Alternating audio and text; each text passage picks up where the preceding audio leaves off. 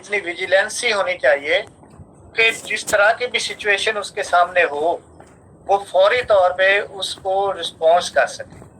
ये नहीं कि उसके सामने कोई रिचुअल चल रहा है फॉर एग्जांपल, और उसको कहा जाता है कि जी ये रिचुअल आप भी परफॉर्म करो, तो वो कहता है जी कि मुझे तो ये परफॉर्म करना ही नहीं आता। तो अब इसमें क्या होगा कि तो वो फिर तो उसको फौरी तौर पे उस सिचुएशन से एक्सक्लूड कर दिया जाएगा, तो वो फिर पार्टिसिपेंट ऑब्जर्वेशन जो है वो नहीं होगा।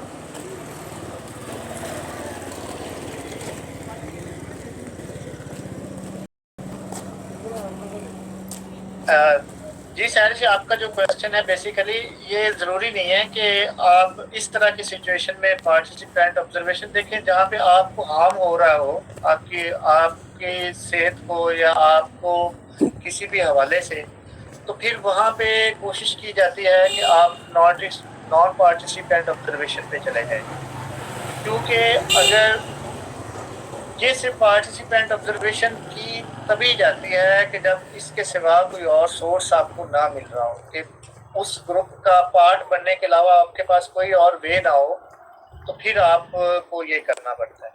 अदरवाइज आपकी कोशिश ये होती है कि आप नॉन पार्टिसिपेंट ऑब्जर्वेशन पे चले जाएं, और अगर other tools of data collection वहाँ पे आपको सपोर्ट कर सकते हैं तो फिर उनकी हेल्प ली जाए। Participant observation produce qualitative data. तो पार्टिसिपेंट ऑब्जर्वेशन जो है वो क्वालिटेटिव डाटा प्रोड्यूस करती है। नॉर्मली यूज्ड, वो ये क्वालिटेटिव डाटा क्यों प्रोड्यूस करती है, वो इसलिए कि आप वहाँ पे बैठ के, अगर आप पार्टिसिपेंट ऑब्जर्वर हैं तो आप वहाँ पे बैठ के उनके सामने चेकलिस्ट तो नहीं फिल कर सकते। वहाँ पे फील्ड नोट्स अलग चीज है, वहाँ पे रेटिंग स्केल को तो नहीं टिक कर सकते कि जी वो एक्टिविटी कर रहे हैं और आपको उनके सामने पहले टिक्के लगा रहे हैं, पॉसिबल नहीं होता। इसलिए आपको वो एक्टिविटी जो है वो फील्ड नोट्स की सूरत में या रिकॉर्डिंग की सूरत में लेके आनी पड़ती है, इसलिए ये क्वालिटेटिव टाइप डाटा होती है। Normally use in sociology and anthropology. Sociology और एंथ्रोपोलॉजी में ये पार्टिसिपेंट ऑब्जर्वेशन यूज की जाती है। ज़्यादातर कल्चरल बिहेवियर या स्पेसिफिक रिचुअल्स को ऑब्जर्व करने के लिए ये ऑब्जर्वेशन की जाती है, पार्टिसिपेंट ऑब्जर्वेशन। मेलिनोव्स्की जो एक रिसर्चर था, एक एंथ्रोपोलॉजिस्ट कम सोशियोलॉजिस्ट था, उसने ट्रोबेरियन आइलैंड में 4 साल गुजारे एज ए पार्टिसिपेंट ऑब्जर्वेशन। वो एक इस तरह का ट्राइब था जो कि नेटिव ट्राइब था, बड़ा वो दूर था यानी कि मॉडर्न सोसाइटी से, लेकिन ये जो साहिब थे ये जाके उनके अंदर घुल मिल गया। 4 साल तक इन्होंने उनके साथ उन जैसा ही बन के जिंदगी गुजारी, यानी कि वो कीड़े मकोड़े और जो भी उनका लाइफस्टाइल था, जो भी उनका खाना पीना था, ये अपनी मॉडर्न चीजों को भूलकर उनके साथ वही लिबास और वही खाना पीना और वही रिचुअल सारा परफॉर्म करते रहे, और 4 साल इन्होंने डाटा वहां पे कलेक्ट किया। This is an example of participant observation. तो नेक्स्ट स्लाइड की तरफ चलते हैं। Non participant observation. Non participant observation क्या है? यह है पैसिव ऑब्जर्वेशन। जो पार्टिसिपेंट ऑब्जर्वेशन थी वो थी एक्टिव ऑब्जर्वेशन, यानी कि आप एक्टिवली पार्ट होते हैं उस रिसर्च प्रोसेस का, आप उस ग्रुप का, उस सोशल ग्रुप का एक पार्ट होते हैं। जबकि नॉन पार्टिसिपेंट ऑब्जर्वेशन में पैसिव ऑब्जर्वेशन होती है, यानी कि आप पार्ट नहीं होते, एक्टिव पार्ट नहीं होते, आप दूर से बैठ के मुशाहिदा कर रहे हैं। आप बैठे हैं सामने, आपके सामने कोई एक्टिविटी परफॉर्म हो रही है और आप उसको नोट डाउन कर रहे हैं। लाइकवाइज आप किसी नए कल्चर में चले जाते हैं, आप चले जाते हैं सऊदी अरेबिया में, फॉर एक एग्जांपल दे रहा हूँ, और वहां पे शादी हो रही है और आपको नहीं पता कि यहाँ पे शादी के लिए कौन कौन से रिचुअल्स परफॉर्म किए जाते हैं? आपको यहाँ का पता है कि जी यहाँ पे मेहंदी की रस्म होती है या बंदी होती है या मायों की रस्म होती है, लेकिन वहाँ की क्या रसूमात है, वहाँ पे क्या कल्चर है, आपको नहीं पता। और आप शादी में बुलाए भी हुए हैं, आप मेहमान भी हैं वहाँ पे, तो अब आप वहाँ पे ऑब्जर्व कर रहे हैं उन सारी चीजों को कि वो कौन कौन से रिचुअल्स किस तरह से परफॉर्म कर रहे हैं। तो this is non participant observation. अगर आप उससे जिस तरह से वो रिचुअल परफॉर्म कर रहे हैं, वो डांस कर रहे हैं या जो कुछ भी कर रहे हैं, अगर आप भी उस तरह से ही करना शुरू कर दें तो फिर वो हो जाएगी पार्टिसिपेंट ऑब्जर्वेशन। और अगर आप दूर बैठ के सिर्फ तमाशा देख रहे हैं और उस चीज को नोट डाउन कर रहे हैं तो फिर ये है non participant observation. This is passive observation, जिसमें आप एक्टिव पार्ट नहीं होते उस प्रोसेस का। Researcher observes the individual and group without getting involved in the life of the group. जो कुछ भी हो रहा है, जो कुछ भी हो रहा है आपके सामने, आप उससे कंसर्न हुए बगैर या उसमें इंटरवेंशन किए बगैर आप सिर्फ अपना काम कर रहे हैं, ये होती है नॉन पार्टिसिपेंट ऑब्जर्वेशन। आप उनकी लाइफ में इन्वॉल्व नहीं होते। पार्टिसिपेंट ऑब्जर्वेशन में तो आप उन जैसा बन जाते हैं, जैसा वो कर रहे हैं वैसा हो जाते हैं। पार्टिसिपेंट ऑब्जर्वेशन की जो एग्जांपल्स हैं उसमें ये ज्यादातर क्या होता है कि जो इस तरह की गैंग्स हैं, लाइकवाइज क्रिमिनल गैंग्स, उनका डाटा लेने के लिए आप उनका पार्ट बन जाते हैं। वक्ती तौर पर आप उनको शो करते हैं कि जी मैं भी आपकी तरह का कोई क्रिमिनल, और आप उस गैंग का पार्ट बन जाते हैं डाटा लेने के लिए। या इसी तरह से कोई और इस तरह का ग्रुप है, या ये मैंने उस स्लाइड के अंदर एग्जांपल लिखी हुई थी लेकिन वो स्लाइड शायद सही विजिबल नहीं हो रही थी। सोशल टैबूज जो होते हैं, अब आई डोंट नो कि आपको कितना आइडिया है सोशल टैबूज के बारे में। टैबूज वो टॉपिक्स, उन टॉपिक्स को कहा जाता है सोशियोलॉजी के अंदर जिनको डिस्कस करना जो है वो सोसाइटी अपने नॉर्म्स के खिलाफ समझती है। ऐसे टॉपिक्स, ऐसे इश्यूज जो कि एग्जिस्ट तो करते हैं सोसाइटी के अंदर, लेकिन उनको डिस्कस करना या एटलीस्ट ओपनली डिस्कस करना वो सोसाइटी अपने नॉर्म्स के खिलाफ समझती है। Likewise sex with children, it's just an example कि हमारी सोसाइटी के अंदर आपको पता है कि चाइल्ड रेप के कितने केसेस सामने आते हैं, लेकिन इसके बावजूद भी आप ओपनली चीज़ों को एक दूसरे के साथ या फैमिली के अंदर या सोशल अपने हल्का अहबाब में डिस्कस नहीं करते या करना पसंद नहीं करते।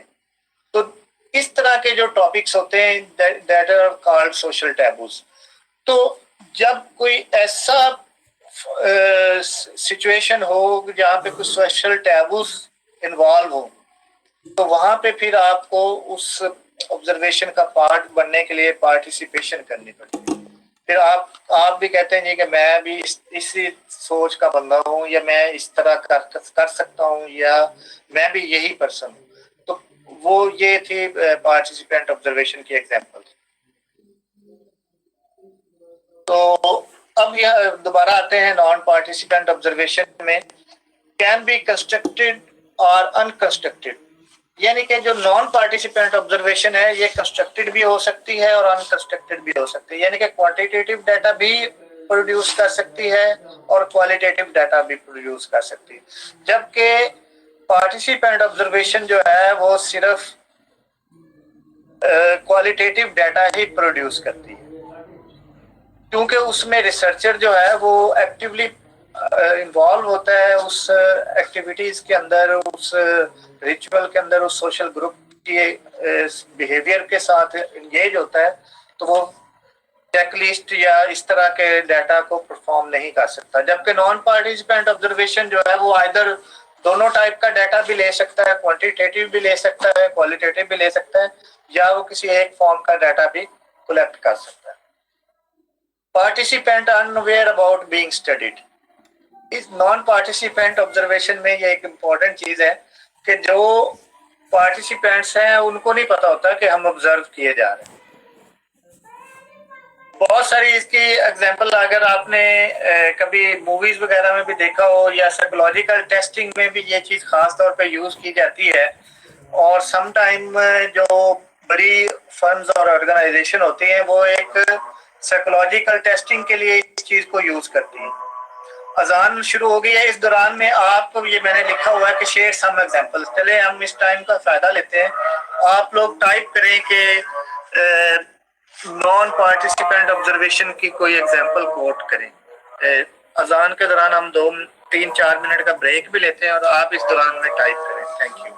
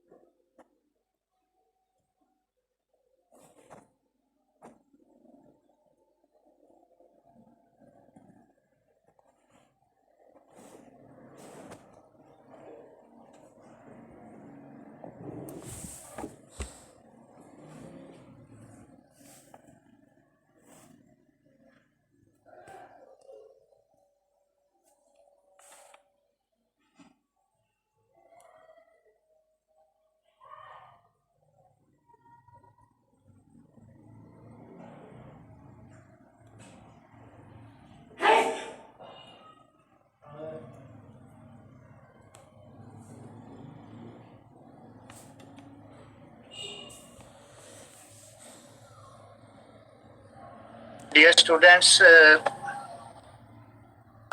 अजान ख़त्म हो गई है यहाँ पे और मैं वेट कर रहा था आपके आंसर्स का। और ये जाहिरा ने बहुत अच्छी एग्जांपल दी है सीसीटीवी। ये बड़ी इंपॉर्टेंट एग्जांपल है नॉन पार्टिसिपेंट ऑब्जर्वेशन की। एजेंट,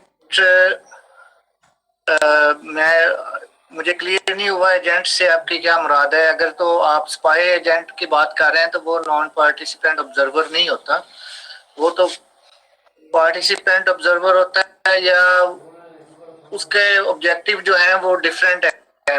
वो ऑब्जर्वर नहीं होता, उसका रिसर्च ऑब्जेक्टिव नहीं होता, वो उसके ऑब्जेक्टिव कुछ और होते हैं। जबकि ऑब्जर्वेशन का जो साइंटिफिक हमारा हमने स्टार्ट में डिस्कस किया था, तो वो उसकी इंटेंशन ही डाटा कलेक्ट करने की होती है। Correct observer non active role play in ground but observe all over the match.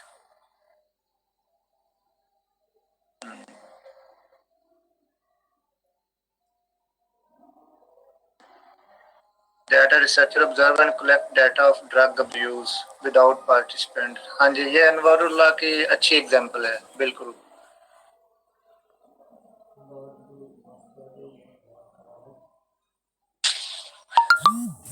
नहीं, रब्नुआत बेसिकली शायद आपने लेट ज्वाइन किया है। ऑब्जर्वेशन जो है ये एक डाटा कलेक्शन टूल है एक रिसर्चर के लिए, जो कि एक प्लान्ड एफर्ट होती है और रिसर्चर के स्पेसिफिक ऑब्जेक्टिव होते हैं जिनको फुलफिल करने के लिए वो फील्ड में जाके ऑब्जर्वेशन कर रहा होता है। तो नॉन पार्टिसिपेंट ऑब्जर्वेशन की जो सीसीटीवी वाली एग्जांपल थी, ये बहुत अच्छी एग्जांपल थी। असल में क्या होता है कि मैं बात को वहीं से कंटिन्यू करूंगा कि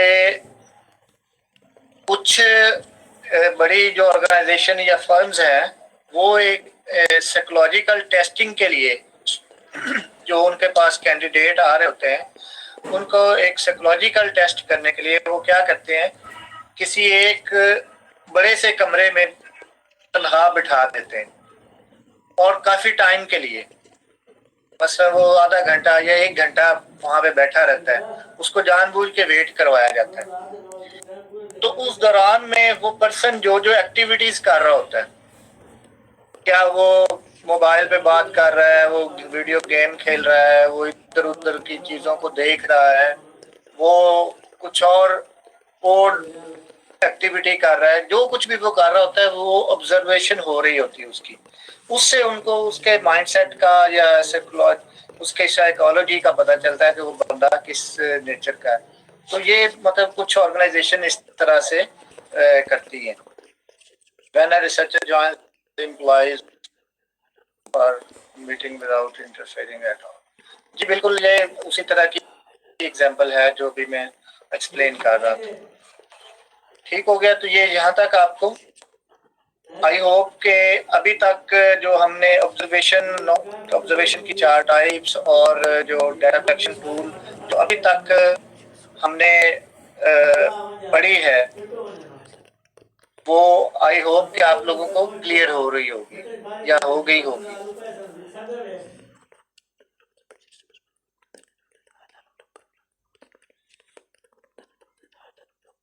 आगे चलते हैं नेक्स्ट स्लाइड में। अब ऑब्जर्वेशन के हम एडवांटेजेस देखते हैं कि क्या क्या एडवांटेजेस हैं। ऑब्जर्वेशन का पहला एडवांटेज है कि it is very easy, cheap and quick. आसान है, रिसर्चर चुप करके चला जाता है फील्ड के अंदर और वो ना उसके कोई पैसे खर्च होते हैं, ना वो कोई उसको लोगों से कन्विंस करना पड़ता है लोगों को कि जी मेरे डाटा दें, मैंने डाटा कलेक्ट करना है और मैंने आपसे इंफॉर्मेशन लेनी है। मैं यहाँ पे आपको एक अपना पर्सनल एक्सपीरियंस कोट करना चाहूँगा कि मैं जब मेरा जो एमफिल में थीसिस था उसके लिए जब मैं फील्ड के अंदर गया, वो एक हेपेटाइटिस डिजीज के बारे में था। तो मेरा जो टारगेट पॉपुलेशन थी वो पेशेंट्स थे, हेपेटाइटिस सी के पेशेंट्स जो कि ऑलरेडी ट्रीटमेंट ले रहे थे। तो मैं जब उनके पास जाता था उनको कहता था कि मैंने मतलब जिस तरह का वो पर्सन होता है, रिसर्चर का ये होता है फील्ड के अंदर कि उसने जिस तरह का पर्सन है जिससे डाटा लेना है फिर उस जैसा बनना पड़ता है, उसी तरह की लैंग्वेज बोलनी पड़ती है, उसी तरह का अपना बिहेवियर शो करना पड़ता है ताकि वो अगला बंदा कन्विंस हो जाए। तो रिसर्च एथिक, क्योंकि रिसर्च के अंदर एथिक्स भी बहुत इन्वॉल्व है, तो एथिक्स ये कहते हैं कि आप किसी भी पर्सन को फोर्स ना करें डाटा देने के लिए, रादर आप उसको रिक्वेस्ट करें। अगर तो आपकी रिक्वेस्ट कोई मान लेता है तो फिर तो आप उससे डाटा कलेक्ट कर लें, अगर रिक्वेस्ट नहीं मानता तो आप छोड़ दें। तो बड़ा मुश्किल हो जाता है सम टाइम लोगों को कन्विंस करना कि मुझे डाटा आप दे दें। उनको रिक्वेस्ट करने के बावजूद भी लोग समझते हैं कि पता नहीं ये सवाल, क्योंकि मैंने स्टार्ट में ये बात की थी कि हमारे यहाँ इतना ट्रेंड नहीं है और लोगों को ये लगता है कि यार ये इस तरह के सवाल मेरे से क्यों पूछ रहा है, ये बाकी लोगों से नहीं पूछता, मेरे से क्यों पूछ रहा है। मुझे ये रिस्पॉन्स बड़े सारे लोगों ने दिया कि जी आप मेरे से ये सवाल क्यों पूछ रहे हैं, आप दूसरों से क्यों नहीं पूछ रहे।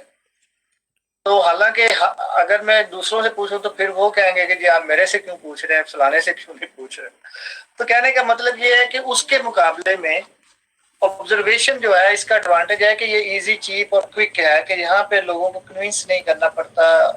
रिसर्चर जो हिमसेल्फ इन्वॉल्व होता है इस डाटा कलेक्शन मेथड में, तो इसलिए ये क्विक होता है। इंक्रीज्ड वैलिडिटी, वैलिडिटी इसकी इंक्रीज इसलिए है कि ये जो रिसर्चर जिस तरह का भी डाटा गैदर करना चाहता है, जो भी उसका रिसर्च ऑब्जेक्टिव या रिसर्च क्वेश्चन है, उसके मुताबिक वो सारा डाटा अपना ले लेता है। मसलन वो किसी रिचुअल के बारे में जानना चाह रहा है तो वो थ्रू आउट उसको मॉनिटर करता रहेगा और वो उसको पता चल जाएगा उस किस किस तरह से ये रिचुअल जो है वो परफॉर्म की गई या इसमें क्या क्या स्टेप्स इन्वॉल्व है। तो इसलिए ये इसकी वैलिडिटी जो है वो इंक्रीज हो जाती है। Participant observation enable the researcher to get confidential information and true behavior of the group. जैसा कि हमने बात की कि पार्टिसिपेंट ऑब्जर्वेशन में क्या होता है कि जो रिसर्चर है वो उस ग्रुप का पार्ट बन जाता है, उस सोशल ग्रुप का, इसलिए वो वाली इंफॉर्मेशन भी ड्रा कर लेता है जो कि कॉन्फिडेंशियल होती नेचर, जो शायद वो ग्रुप के लोग किसी दूसरे पर्सन को ना दें।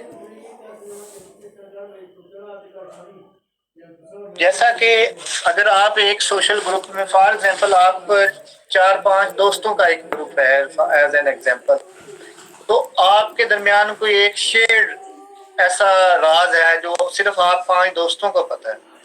अब अगर कोई बाहर का बंदा पूछेगा आपसे उसके बारे में या उस ऐसी इंफॉर्मेशन लेना चाहेगा तो आप कभी भी शेयर नहीं करेंगे उससे। लेकिन अगर एक जो ऑब्जर्वर है वो आपका दोस्त बन जाता है, भेस बदल कर वो आपके साथ रहना शुरू कर देता है, आप जैसी बातें करना शुरू कर देता है, तो एक दिन आएगा कि आप कॉन्फाइड कर लेंगे, आप उसको एतमाद में लेके अपना वो राज उससे शेयर कर देंगे। तो ये पार्टिसिपेंट ऑब्जर्वेशन का कमाल है कि रिसर्चर जो है वो एक्सेस कर लेता है सीक्रेट और कॉन्फिडेंशियल इंफॉर्मेशन को और ट्रू बिहेवियर को। Some occurrences, taboos, crimes only possible in participant observation.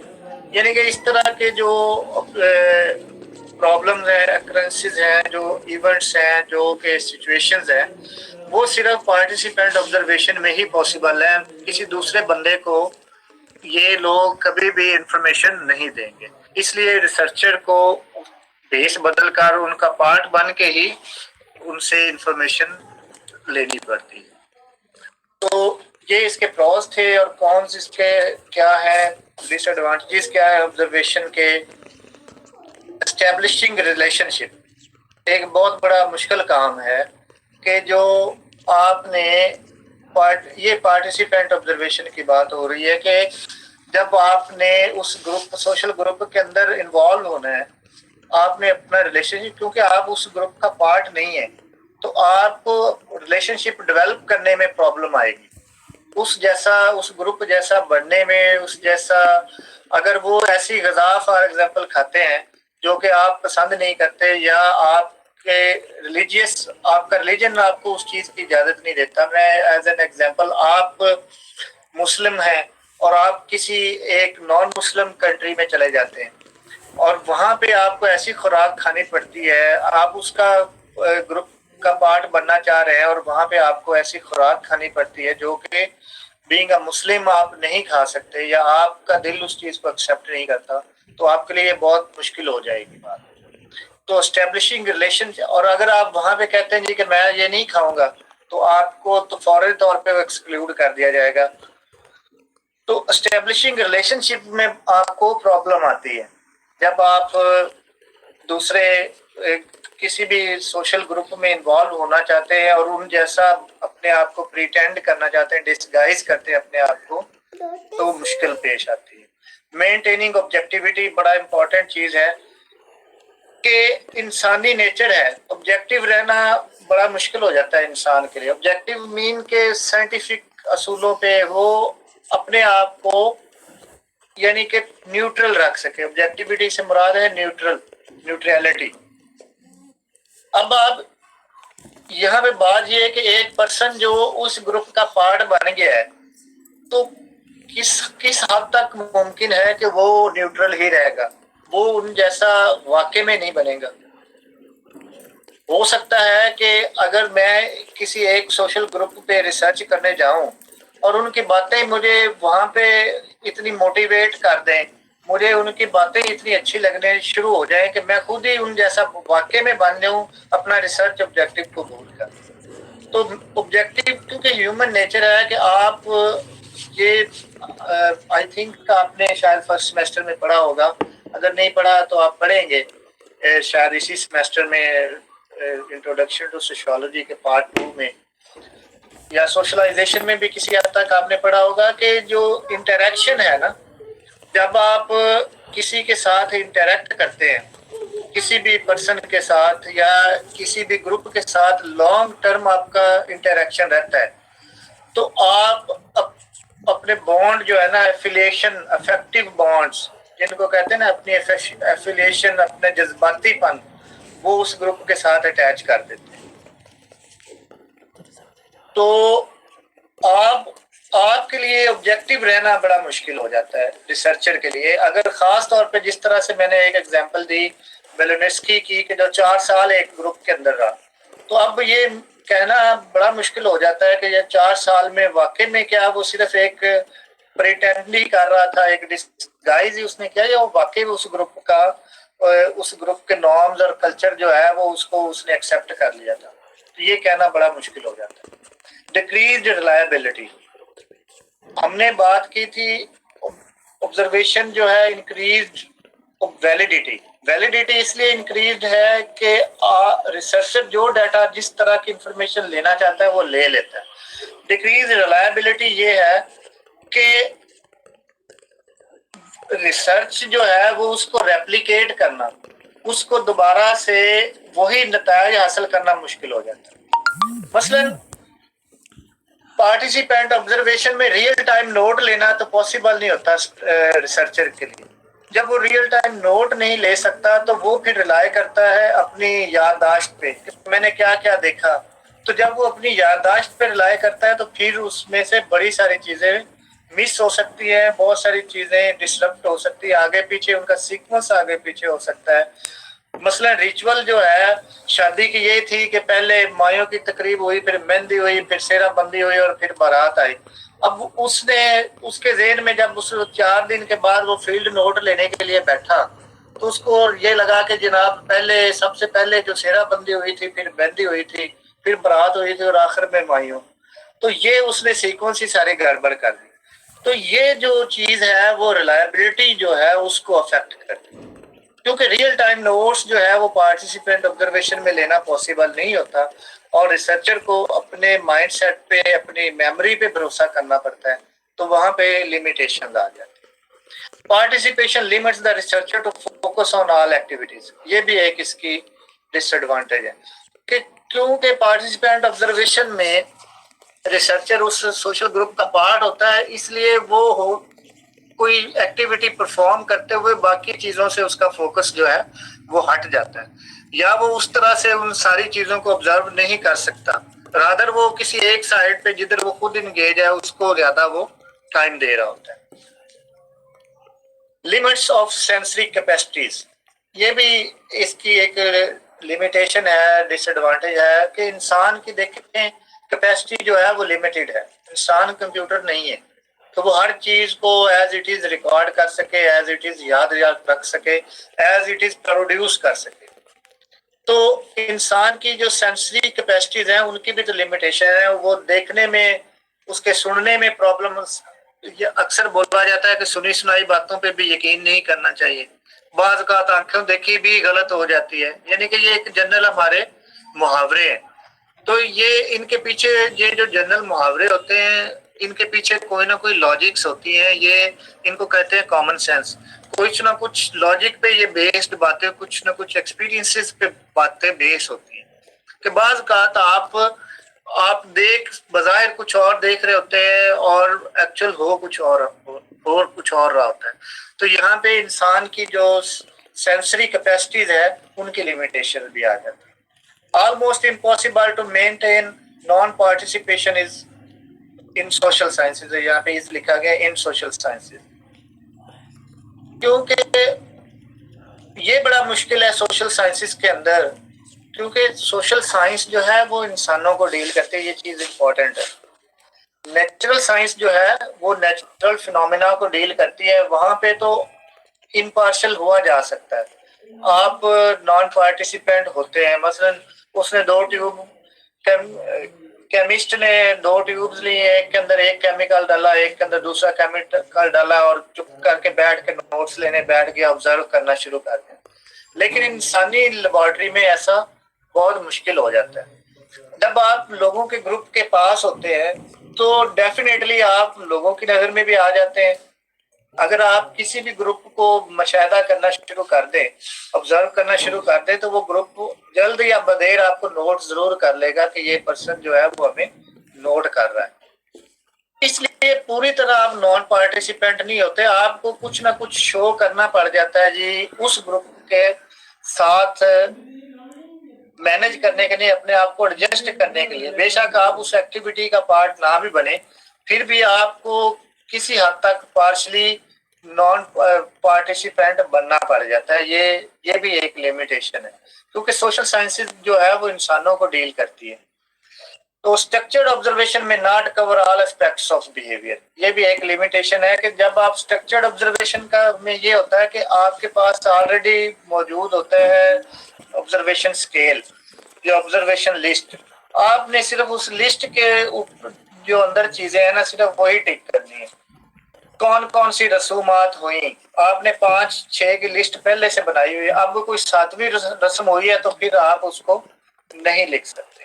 कोई और बिहेवियर जो आपको, जिसका आपको पता ही नहीं था, वो वहां पे वाकया हो गया और आपकी वो लिस्ट के अंदर, चेक लिस्ट में शामिल नहीं है, तो आप उसको उसके अंदर नोट डाउन नहीं कर सकते। इसलिए स्ट्रक्चर्ड ऑब्जर्वेशन जो है may not cover all aspect of behaviour. तो ये यहाँ तक हमारा ऑब्जर्वेशन जो है वो कंप्लीट हुआ है। डाटा कलेक्शन का पहला हमने टूल जो है वो आज डिस्कस किया, जो था ऑब्जर्वेशन। अब टाइम थोड़ा रह गया है, तो क्या ख्याल है फिर जो नेक्स्ट डाटा क्वेश्चन, जो डाटा कलेक्शन टूल है जो है क्वेश्चनियर, उसको फिर कल स्टार्ट किया जाए, या अभी जो 12-13 मिनट हैं इसमें उनको थोड़ा सा स्टार्ट कर लिया जाए? ये आप लोग अपनी राय दे रहे। अदरवाइज हम जो आज का लेक्चर है इसी को डिस्कस कर लेते हैं, इसी को रीकैप कर लेते हैं। अगर आपका कोई भी क्वेश्चन है इससे रिलेटेड। ओके गाइस, ठीक हो गया, मुझे आप लोगों का रिस्पांस मिल गया कि कल हम उसको स्टार्ट करेंगे इंशाल्लाह। तो चले, एक तो मुझे रियल टाइम में आप फीडबैक दे दें कि आपको आज का लेक्चर कैसा लगा, कौन सी बातें ऐसी हैं जो आप चाहते हैं कि उनमें इम्प्रूवमेंट हो। तो रिमेनिंग टाइम 25 मिनट्स नहीं यार शेर मोहम्मद साहब, 12 मिनट्स ओनली जो मेरे पास टाइम आ रहा है। 8:18 है, if I am not wrong. बाकी लोग मुझे करेक्ट कर दें, अगर 25 मिनट्स रहते हैं तो फिर तो स्टार्ट करना चाहिए, लेकिन मेरे पास तो तकरीबन 11-12 मिनट रह गए। रबनवाज साहब, मैं स्लाइड के लिंक में, ये स्लाइड जो है ये चूंकि लंबी स्लाइड है और अभी बाकी जो टाइम है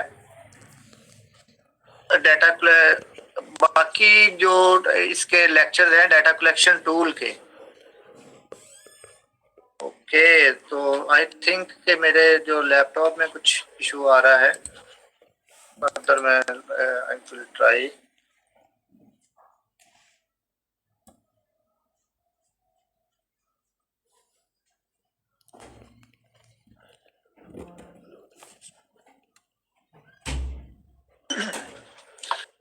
नहीं गाइस, जो पाकिस्तान का स्टैंडर्ड टाइम है वो भी मैंने इंटरनेट से भी चेक किया है, वो 8:19 है, जो कि आई थिंक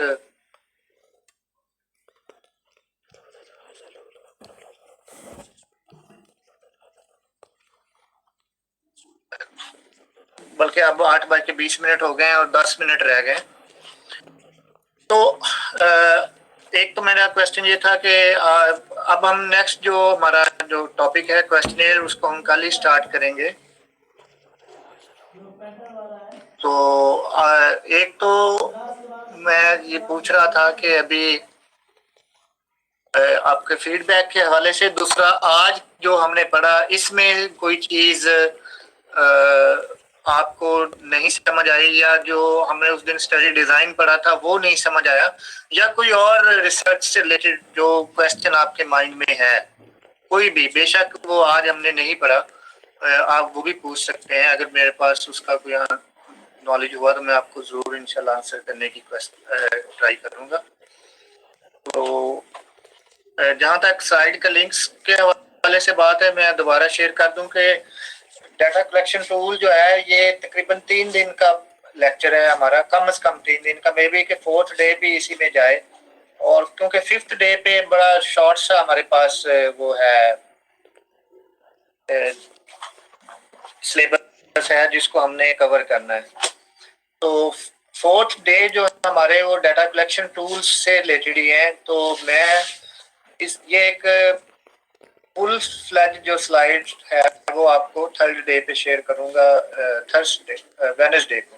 थर्सडे को फिर हम पढ़ेंगे इंशाल्लाह सेकेंडरी मेथड जो है डाटा कलेक्शन के, जिसमें डॉक्यूमेंट्री एनालिसिस। थीसिस के हवाले से ये है कि 4th सेमेस्टर में थीसिस ऑप्शनल है ओपन यूनिवर्सिटी में मास्टर लेवल पे। तो आप अगर आप ऑप्ट करना चाहें थीसिस को तो आप कर सकते हैं, और ये एक अच्छी चीज़ होगी। तो अगर आप थीसिस ऑप्ट करते हैं तो फिर आपके 2 जो कोर्सेज हैं 3 क्रेडिट आवर्स के, वो आपको वेव कर दिए जाएंगे। उसकी जगह पे 6 क्रेडिट आवर्स का आपका थीसिस आ जाएगा। और अगर आप थीसिस ऑप्ट नहीं करते, आप थ्योरी को ऑप्ट करते हैं, तो फिर आपको 4 सब्जेक्ट जो है वो पढ़ने पड़ेंगे 4th सेमेस्टर में। जी, ओपन एंडेड और क्लोज एंडेड क्वेश्चन क्वांटिटेटिव या क्वालिटेटिव रिसर्च में यूज होती है। जी देखें, ओपन एंडेड क्वेश्चन वो क्वेश्चन होते हैं, ये आगे जब हम क्वेश्चनेयर पढ़ेंगे तो इसमें ये चीज़ डिटेल में डिस्कस होगी। अभी के लिए मैं इतना बता देता हूँ कि ओपन एंडेड वो क्वेश्चन होते हैं जिसका आप आंसर जो है वो टोटली रिस्पोंडेंट पे छोड़ देते हैं। मसलन आप उससे ये नहीं पूछते कि आपका इनकम लेवल 20,000 है या 30,000, यानी कि आप क्लोज नहीं, बंद नहीं कर देते क्वेश्चन को। क्योंकि अगर आप इस तरह से क्वेश्चन पूछें कि आपकी इनकम 20,000 है या 30,000, तो वो क्लोज एंडेड बन जाएगा। वो आपको या तो 20 बताएगा या 30 बताएगा। जबकि ओपन एंडेड में ये हो जाएगा कि आप क्वेश्चन इस तरह से पूछते हैं कि आपके इनकम के सोर्सेज क्या क्या है, फिर वो आपको डिटेल से आंसर देगा कि जी मैं एक जॉब कर रहा हूँ, एक मैं पार्ट टाइम जॉब कर रहा हूँ, मेरा इनकम लेवल ये भी सोर्स है, ये भी सोर्स है, और उन टोटल को मिला के मेरी इतनी इनकम होती है। तो ऐसे क्वेश्चन जिनका आंसर जो है वो टोटली रिस्पोंडेंट पे आप छोड़ देते हैं, that are called open ended question. ये क्वालिटेटिव डाटा प्रोड्यूस करते हैं ओपन एंडेड क्वेश्चन जो है। और ऐसे क्वेश्चन जिसका आंसर जो है वो रिस्पांस कैटेगरी में आ जाता है, जो ऑलरेडी आपने उसको बाउंड कर दिया होता है रिस्पोंडेंट को 2, 3 या 5, 10 कैटेगरीज बनाकर कि उसने उन्हीं में से किसी एक का आंसर करना है। तो ऐसे क्वेश्चन क्लोज एंडेड होते हैं। मसलन आप किसी पर्सन से पूछते हैं कि आपकी एजुकेशन बीए है या मैट्रिक, बीए है, बीए से ज्यादा है या बीए से कम है। आप 3 कैटेगरी दे रहे थे, आपकी एजुकेशन बीए है, बीए से ज्यादा है या बीए से कम। अब वो इन तीनों में से किसी एक का आंसर देगा। अगर आप उससे ये पूछते हैं कि आपकी एजुकेशन लेवल क्या है, आपने कहाँ तक पढ़ा है या कौन कौन सी डिग्रीज अचीव की है, तो ये ओपन एंडेड क्वेश्चन हो जाएगा, और वो इसको आपका डिटेल्ड और मुख्तलिफ आंसर देगा। ये जो ओपन एंडेड क्वेश्चन होते हैं ये क्वालिटेटिव डाटा प्रोड्यूस करते हैं, और जो कि क्लोज एंडेड क्वेश्चन जो है वो न्यूमेरिक वैल्यू में रिफ्लेक्ट करते हैं, वो क्वांटिटेटिव डाटा प्रोड्यूस करते हैं। और कोई question? We have 5 minutes left. Welcome all guys. मेरी कोशिश ये थी कि आप लोगों आपको सिंपल वे में बता सकूं, असल में रिसर्च जो है ये एक बड़ा टेक्निकल सा सब्जेक्ट है। मुझे नहीं पता कि आपका रिसर्च का जो पहला पार्ट था वो आपने किस हद तक पढ़ा, कितना आपको समझ आया और कितनी अंडरस्टैंडिंग उससे आपको डेवलप हुई। लेकिन रिसर्च जो है ये ओवरऑल एक सोशियोलॉजिस्ट के लिए बड़ा ही इम्पोर्टेंट सब्जेक्ट है। इंटरेस्टिंग भी है जब इसकी अंडरस्टैंडिंग हो जाए। जब तक इसकी अंडरस्टैंडिंग नहीं होती ये सबसे खुश्क सब्जेक्ट लगता है, ऐसे लगता है कि इसको समझेंगे किस तरह से, ये पास किस तरह से होगा, बड़ा प्रॉब्लम क्रिएट कर देता है। लेकिन जब इसको आप लॉजिकली समझना शुरू कर देते हैं तो रिसर्च बड़ा इंटरेस्टिंग सब्जेक्ट बन जाता है।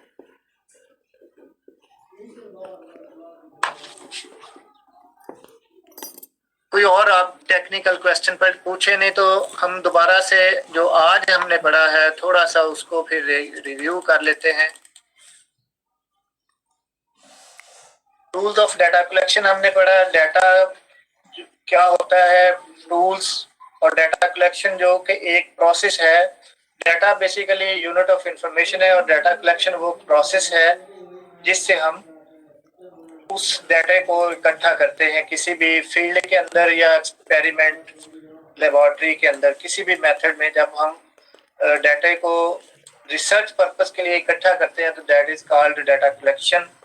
दो टाइप का डाटा होता है, क्वांटिटेटिव और क्वालिटेटिव। क्वांटिटेटिव न्यूमेरिक वैल्यूज को रिफ्लेक्ट करता है जब आप चीजों को क्वांटिफाई कर सकते हैं, जैसा कि age, cost, area, height, weight, measure जिनको किया जा सकता है। क्वालिटेटिव वो डाटा होता है जो कि करेक्टरिस्टिक्स या क्वालिटीज को बयान करता है, जैसा कि एक स्टूडेंट ने बताया था, कलर्स की एक एग्जांपल दी थी। कलर या किसी भी चीज का कोई लेवल है या कोई जेंडर फॉर एग्जांपल हो गया, तो ये सारी एग्जांपल्स हैं क्वालिटी की जिन चीजों को आप क्वांटिफाई नहीं कर सकते। मसलन आप कलर को जेंडर की तरह, कलर को आप वेट की तरह मेजर नहीं कर सकते। जेंडर या मेल होगी या फीमेल होगी और या ट्रांसजेंडर होगी, इसके अलावा आपके पास कोई कैटेगरी नहीं है।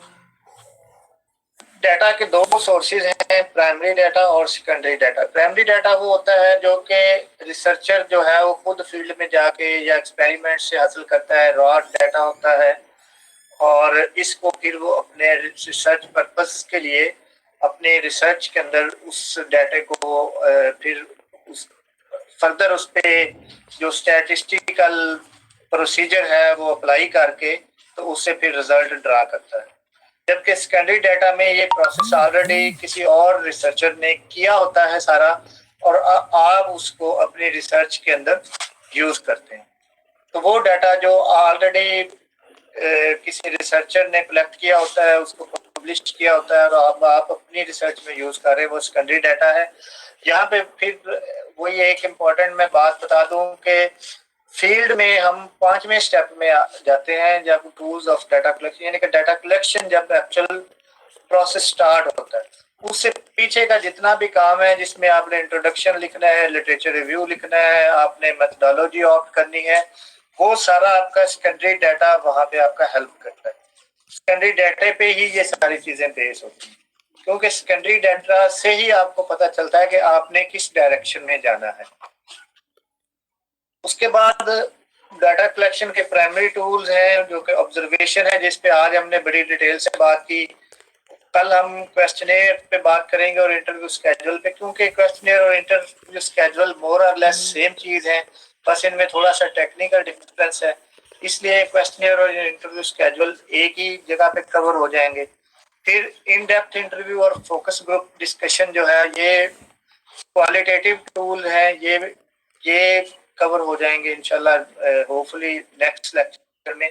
कल हम क्वेश्चनेयर और इंटरव्यू स्केड्यूल को कवर करेंगे, तो उससे अगले लेक्चर में in depth interview, focus group को और एक्सपेरिमेंट, क्योंकि छोटा सा टॉपिक है, इंशाल्लाह एक्सपेरिमेंट को भी हम साथ ही कर लेंगे वेडनेसडे को। उसके बाद इंशाल्लाह जो थर्सडे होगा, थर्सडे को हमारा सेकेंडरी सोर्सेज पे और कुछ मेजरमेंट के टूल पे और फर्दर इस तरह बात होगी। फिर डाटा कलेक्शन टूल में हमने ऑब्जर्वेशन को बड़ी डिटेल में डिस्कस किया और इसकी स्ट्रक्चर्ड अनस्ट्रक्चर्ड पार्टिसिपेंट और नॉन पार्टिसिपेंट ऑब्जर्वेशन की बात की। उसके बाद हमने इसके एडवांटेज और डिसएडवांटेज की बात की।